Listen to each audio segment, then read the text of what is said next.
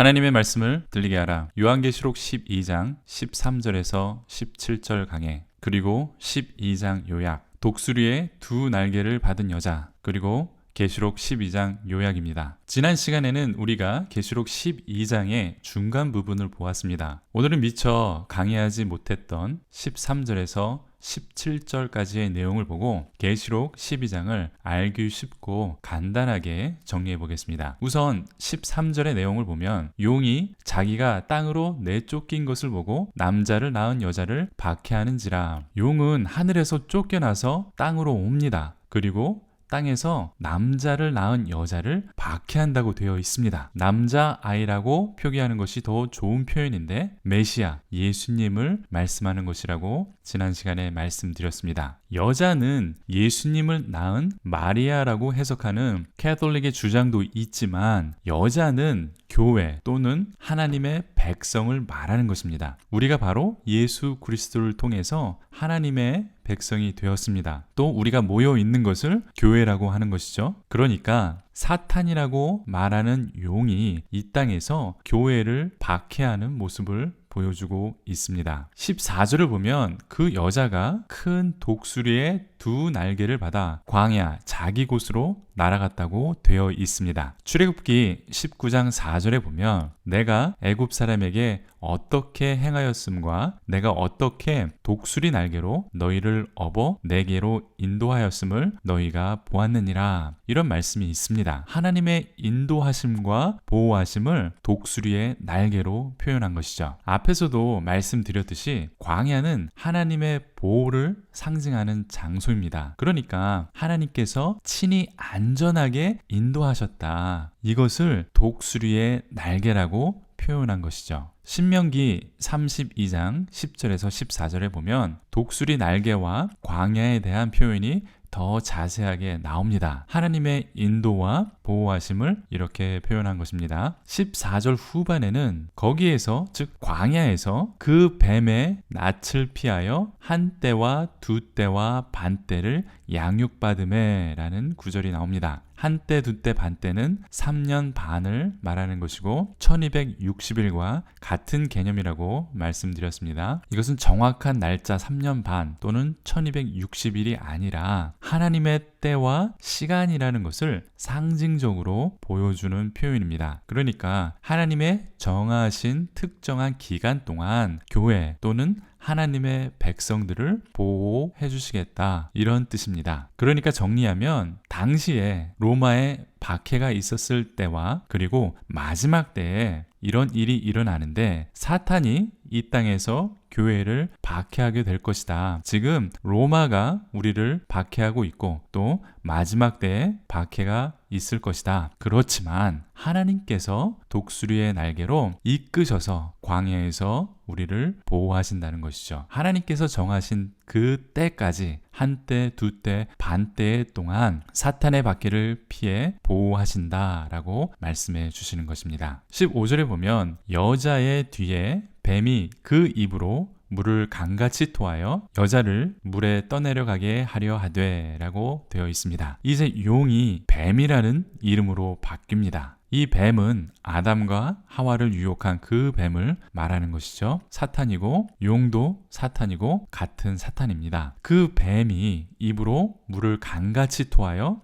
여자를 즉 교회를 물에 떠내려가게 하려고 한다고 되어 있습니다. 강이 넘쳐서 또는 물이 넘쳐서 떠내려가는 장면은 환란을 상징하는 표현입니다. 구약을 보면 물에 빠져서 허우적대는 모습을 환란이나 큰 공경에 빠진 모습으로 묘사를 합니다. 시편에 그런 표현이 3번 나타나는데 시편 18편 6절, 46편 3절, 144편 7절, 그리고 하박국 3장 15절에도 이런 표현이 나옵니다. 한 구절만 한번 대표로 보겠습니다. 시편 18편 6절입니다. 그가 높은 곳에서 손을 펴사 나를 붙잡아 주시며 많은 물에서 나를 건져내셨도다. 이렇게 되어 있습니다. 많은 물이라는 것은 큰 환란, 많은 환란을 말해주는 것이고 큰 공경을 상징하는 대표적인 표현 중 하나입니다. 그런데 16절을 보면 땅이 여자를 도와 그 입을 벌려 용의 입에서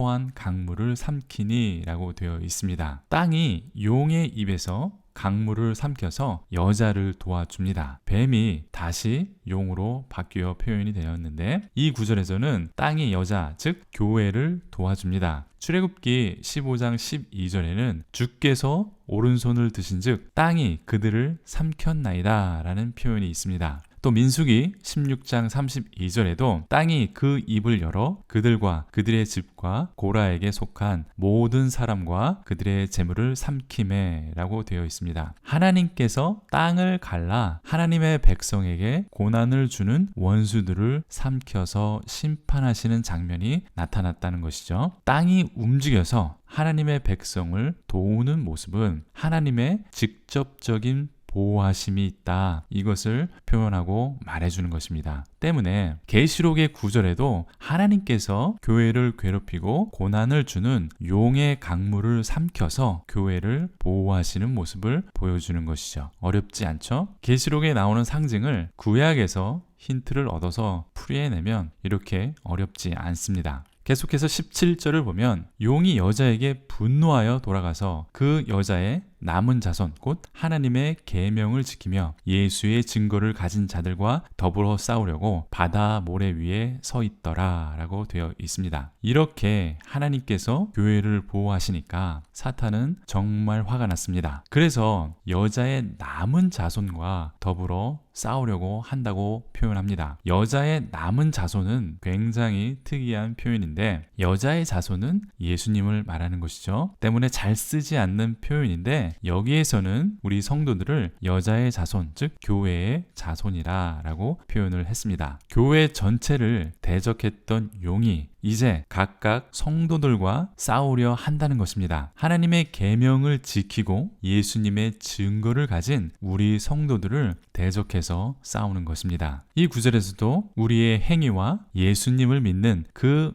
믿음과 서로 분리되지 않았다는 것을 알 수가 있습니다. 사탄은 우는 사자와 같이 우리를 집어삼키려고 우리를 공격하고 있다. 이렇게 말씀해 주는 것입니다. 이제 계시록 12장을 요약해 보겠습니다. 그 전에 보너스로 계시록 12장에 18절이 나옵니다. 여러분이 가진 성경은 18절이 있습니까? 개역 개정 성경을 가지고 계시다면 18절은 없을 것입니다. 반면 새번역 성경을 가지고 계시다면 18절이 나옵니다. 그렇지만 개역 개정 성경이나 새번역 성경이나 내용은 변함이 없습니다. 왜냐하면 개역 개정에 17절 끝에 나오는 바다 모래 위에 서 있더라 라는 구절이 원래는 18절로 따로 있어야 하는데 없는 것입니다. 영어 성경들은 이 구절을 18절로 따로 빼는 18절로 따로 빼는 성경은 New Living Translation이라는 성경 외에 일부 성경들이 그렇게 번역을 하고 있습니다. 또 NIV와 킹 제임스 버전은 13장 1절에 이 구절을 포함시켜서 번역을 합니다. 대표적으로 ESV 같은 성경은 개역 개정처럼 17절에 포함시킨 성경도 있습니다. 어떤 성경을 보시던 내용은 바뀌지 않습니다. 단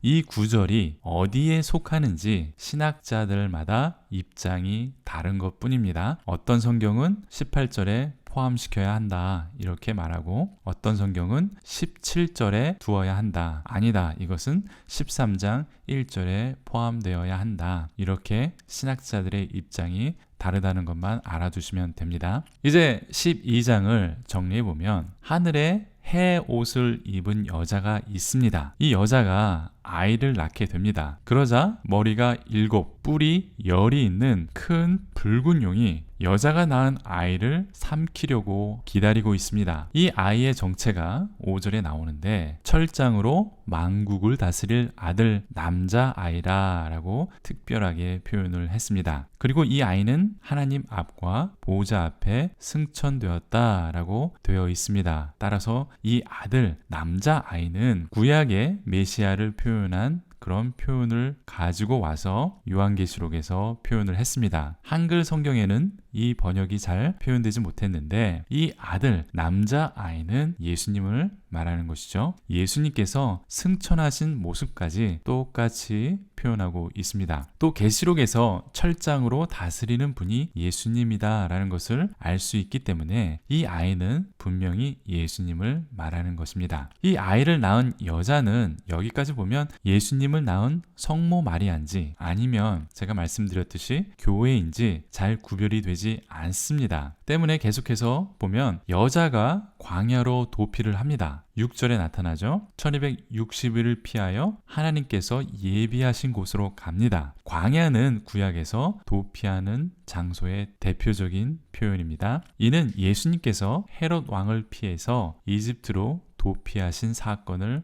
말씀해주고 있는 것이죠. 이제 7절에서 장면은 천사 미가엘과 용과 그의 천사들과 싸우는 모습이 표현되어 있습니다. 용은 사탄이고 용의 천사들은 타락한 천사들을 말합니다. 그렇지만 사탄과 타락한 천사들은 미가엘 천사장을 이기지 못하고 하늘에서 쫓겨납니다. 9절에 이 용이 사탄이라고 친절하게 해석을 해주고 있습니다. 그리고 10절에 하나님을 찬양하는 소리가 울려 퍼집니다. 우리 하나님의 구원과 능력과 나라와 또 그리스도의 권세가 나타나서 우리를 밤낮으로 하나님께 정죄하던 사탄이 쫓겨났다, 이렇게 말씀하고 있습니다. 11절에 보면 우리가 사탄을 이기는 방법이 나타납니다. 어린 양의 피와 우리들의 증언, 즉 복음과 말씀으로 이겼다고 선포를 합니다. 성도들은 생명을 아끼지 않고 순교하면서까지 사탄을 이겼다, 이렇게 말씀하고 있습니다. 이 때문에 사탄은 땅으로 쫓겨 내려가고 사탄에게 허락된 시간이 얼마 남지 않았다는 것을 스스로 깨닫고 여자를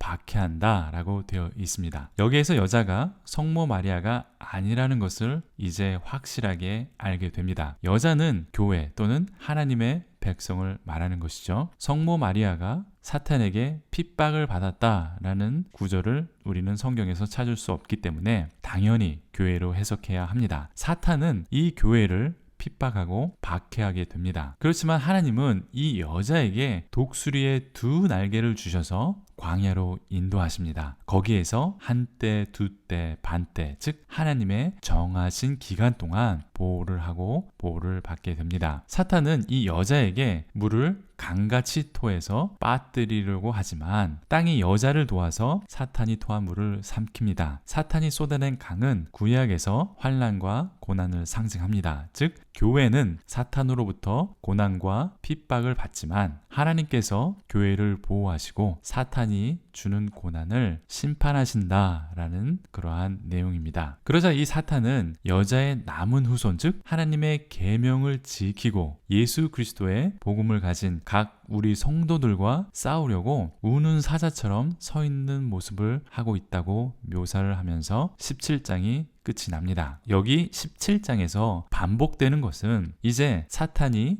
예수님을 시험하고 고난을 주셨듯이 우리 교회와 성도들을 괴롭히고 고난을 준다, 이렇게 계속해서 말씀하고 있습니다. 그렇지만 그때마다 하나님께서는 우리를 친히 보호해 주신다, 그것을 상기시켜 줍니다. 하나님은 여자를, 즉 교회를 광야에서 보호하시고 독수리의 날개로 인도하시고 보호하십니다. 강같이 넘치는 핍박이 와도 하나님께서는 그때마다 보호해 주시는 그 모습을 우리들에게 보여주고 있는 것입니다. 용이 나타나니까 두렵고 떨며 불안해하라고 말씀하는 것이 아닙니다. 사탄은 예수님을 죽이려 했듯이 우리 성도들을 죽이려 하지만 하나님께서 항상 보호해 주신다, 그런 희망의 메시지를 주시는 것입니다. 비록 순교한 성도들도 있지만 예수님께서 부활하셨듯이 우리도 부활하게 될 것이다 라는 복음의 메시지입니다. 이 내용은 당시 로마의 핍박을 받던 초대교회의 성도들에게 주는 희망의 메시지였습니다. 그리고 이런 일들이 종말 마지막 때에 일어나게 될 것이고 마지막 때에 대환란이 우리를 삼키려고 할 것이다 라고 말씀하는 것입니다. 그렇지만 그 마지막 때에도 초대교회가 로마의 박해를 이겼듯이 하나님께서 우리를 보호하시고 이기게 해 주실 것이다 라는 계시록의 메시지입니다. 지금은 어떻습니까? 지금은 코로나로 인해서 건강의 위협을 받고 있습니다. 코로나 방역의 실패가 마치 온 교회와 성도들 때문인 것처럼 사람들은 교회를 욕하고 핍박을 합니다. 많은 성도들이 경제적으로 어려움을 당하고 있습니다. 이렇게 영적으로 도전도 받고 있습니다. 그렇지만 하나님은 우리에게 독수리 날개를 주셔서 광야의 피난처로 인도해 주실 것입니다. 죽음에서 생명으로 옮기시고 핍박에서 영광으로 옮겨 주실 것입니다. 마지막 때를 살아가시는 저와 여러분들에게 주시는 하나님의 말씀입니다. 우리는 결국 승리하게 될 것이라는 하나님의 말씀입니다. 우리는 언제나 하나님의 보호 아래 있다는 희망의 말씀이 바로 요한계시록의 말씀입니다. 아멘. 도움이 되셨습니까? 질문이나 다른 의견 있으시면 댓글을 달아주십시오. 구독과 좋아요도 부탁드리겠습니다. 무엇보다도 많은 성도들이